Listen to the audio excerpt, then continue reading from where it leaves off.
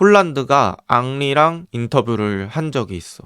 그런데 이제 앙리가 혹시 뭐 맨시티에서 좀 답답했던 순간이 있냐 뭐 이렇게 얘기했는데, 홀란드는 자기가 좀 내려와서 공을 받아주고 싶다, 그리고 다시 올라가고 이렇게 하고 싶어 하는데, 펩은 홀란드한테 피니셔 역할을 맡기고 싶어서 계속 박스 안에 있길 원한대요. 그래서 그게 좀 생각이 다른 것 같더라고. 근데 이제 홀란드 입장에서는 펩 말을 들을 수밖에 없잖아요. 그래가지고 일단은 박스 안에 이렇게 들어가 있는데, 사실 이 박스 안에 들어가 있으면 뭐 홀란드한테 공이 와야지 영향력을 보여주는데, 일단 홀란드한테까지 공을 배달을 못 해주면 홀란드는 이름값은 있지만 그 정도의 경기 영향력을 가져갈 수가 없잖아요. 그래서 뭔가 이 홀란드 활용법이 되게 딜레마가 있는 것 같아요.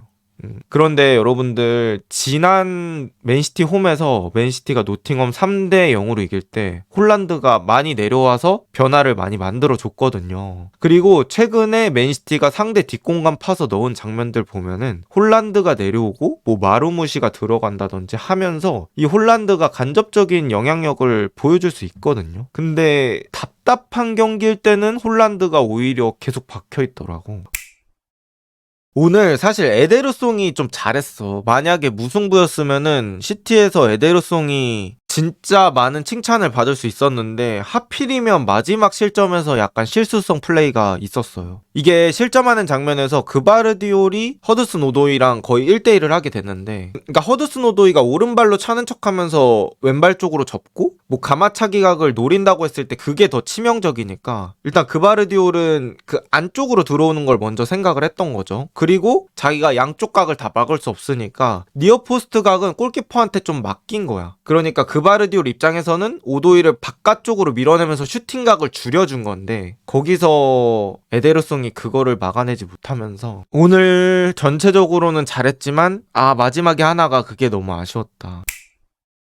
그리고 노팅엄 축구가 돌아가는 이유가 뭐냐면, 여러분들, 수비도 잘하지만 결국 골을 넣을 수 있기 때문이야. 노팅엄이 저렇게 90분 내내 수비를 하더라도 득점을 할 수 있는 공격진이 있기 때문에 승점 3점을 가져올 수 있는 거죠. 엘랑가, 깁스화이트, 오도이 셋 다 빠르고요, 볼 운반 속도 좋고요, 그리고 개인 능력 어느 정도 있어. 그리고 크리스 우드 스트라이커 치고 상당히 유연하죠. 가지고 있는 피지컬 대비 또 속도도 나쁘지 않고 개인기도 괜찮습니다. 그러다 보니까 이런 4명의 공격수들이 있다 보니까 수비를 하더라도 결국에 한 방이 있으니까 요 정도 순위까지 이번 시즌은 유지가 된 게 아닌가 싶어요.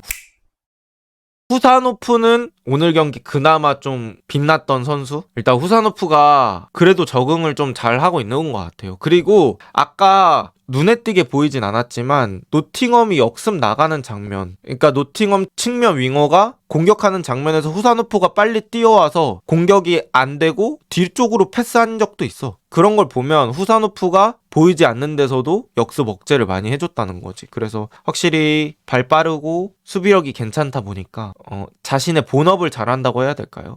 적응을 잘하고 있다. 지금 맨시티가 스톤스, 아칸지, 아케 이런 선수들 부상임에도 불구하고 후사노프 겨울에 잘 데려와서 잘 키우고 있는 것 같아요.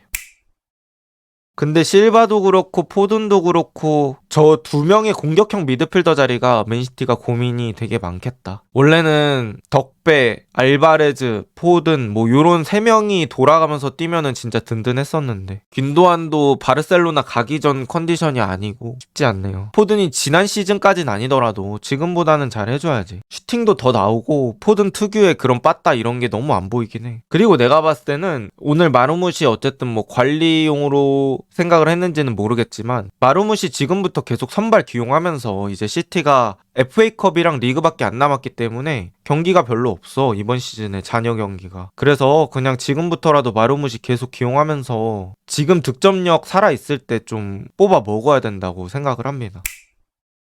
시티 전성기와의 차이, 지난 시즌과의 차이를 말씀드리면, 지난 시즌은 그냥 이게 진짜 많이 나왔어. 좌우에 한 명씩 고정을 하는 거야. 사비뉴, 도쿠. 얘네들이 전환을 받아줄 채널이 되는 거죠. 그리고 이게 니코 곤잘레스가 아니라 로드리라고 해볼게요. 그러면 도쿠가 이렇게 수비를 끌은 다음에 로드리 같은 선수한테 주고요. 그러면 도쿠가 끌었으니까 대부분 수비가 이렇게 와 있을 거 아니에요. 그럼 로드리가 여기서 한 번에 또 사비뉴한테 전환을 하죠. 그러면 그때 이제 사비뉴가 공을 끌고 안으로 들어가면서 이 선수들을 끌어당기는 거예요. 그때 베실바 같은 공격형 미드필더가 하프 스페이스 뛰고 여기서 주고 그 다음에 여기서 컷백 마무리, 이런 패턴이 진짜 많았거든요. 근데 이렇게 수비를 끌어내고 여기 하프 스페이스에 공간이 나려고 하면 이런 전환이 있을 때 가장 고급스러운 공격을 할 수 있다는 거죠. 근데 이런 전환이 없이 계속 짧은 패스로 올라가다 보니까 속도가 안 나오는 거죠. 그러다 보니까 여기가 이미 수비가 자리를 잡을 수 있는 시간적 여유가 생겨버립니다. 그게 가장 큰 문제인 것 같아요. 근데 로드리가 없어서 라기보다는 로드리급으로 전환해줄 선수가 없어서라는 말이 더 정확할 것 같아요. 이 정도 전환을 해줄 수 있는 선수가 또 다른 선수가 있다고 하면은 이 느낌으로 할 수 있을 것 같은데 지금이 없는 거잖아. 그러니까 로드리가 그리운 거지. 그러니까 맨시티가 한 명만 컨디션이, 그러니까 폼이 떨어진 게 아니고 여러 명 전체적으로 떨어져가지고 어려움이 많아지는 것 같아요. 베실바, 포든, 더브라이너 이런 선수들이 지난 시즌에 잘했거든. 그래서 자기 몫을 해줬는데 베실바도 이제 결정적인 돌파는 좀 많이 없어졌고, 포드는 지난 시즌에 거의 프리미어리그에서 제일 잘했던 선수 중에 한 명이다 보니까 이 역체감이 너무 심한 거고요. 더브라이너 역시 신체 능력적으로 좀 많이 내려왔다라는 느낌이 있어요. 그래서 이 뭔가 변수를 만들었던 선수들이 안 나오네.